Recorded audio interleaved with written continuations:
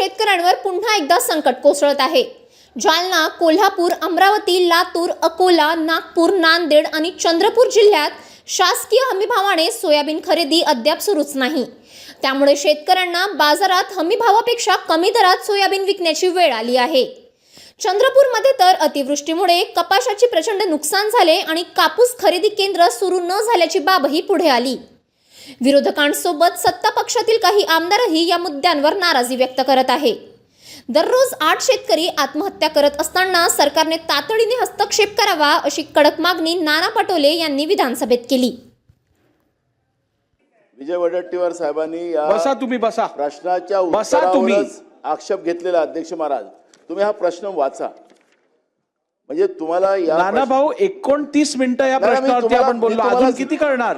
और 8 शेतकरी आत्महत्या करतात। लावली आहे ना, 3 वाजता बैठक लावली आहे। शेतकरी आत्महत्या करतात आहेत या सरकारच्या धोरणामुळे। मला प्रश्न वाचा। मी अध्यक्ष महाराज यांनी जो प्रश्न इथं दिलेला आहे, बसा। पहिल्याच प्रश्नामध्ये राज्यात विशेषतः जालना, कोल्हापूर, अमरावती, लातूर, अकोला, नागपूर, नांदेड, चंद्रपूर या शासकीय हमीभावाने सोयाबीन खरेदी प्रक्रिया अद्याप सुरू न झाल्यामुळे बाजारपेठेत हमीभावापेक्षा कमी दराने सोयाबीन विकावं लागले असून चंद्रपूर जिल्ह्यात अतिवृष्टीमुळे कपाशीचे नुकसान झाल्याने शासकीय कापूस खरेदी केंद्र सुरू झाले नसल्याचे माहे ऑक्टोबर 2025 मध्ये निदर्शनास आले। खरे आहे का?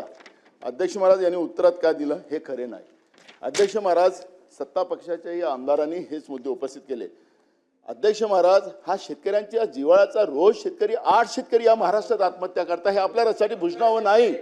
हे भूषणावं याला राजकारण करता येणार नाही। अध्यक्ष महाराज, आम्हाला तुमच्याकडून अपेक्षा, अध्यक्ष महाराज, हे सरकार बोथळ झालं असेल, हे सरकार बोथळ झालं असेल, पण याला तुम्हाला सूचना द्या ना। म्हणून हा प्रश्न राखून ठेवा, ठीक आहे नाना भाऊ, मी ऐकलं, राखून ठेवा, याला उत्तर दुसरं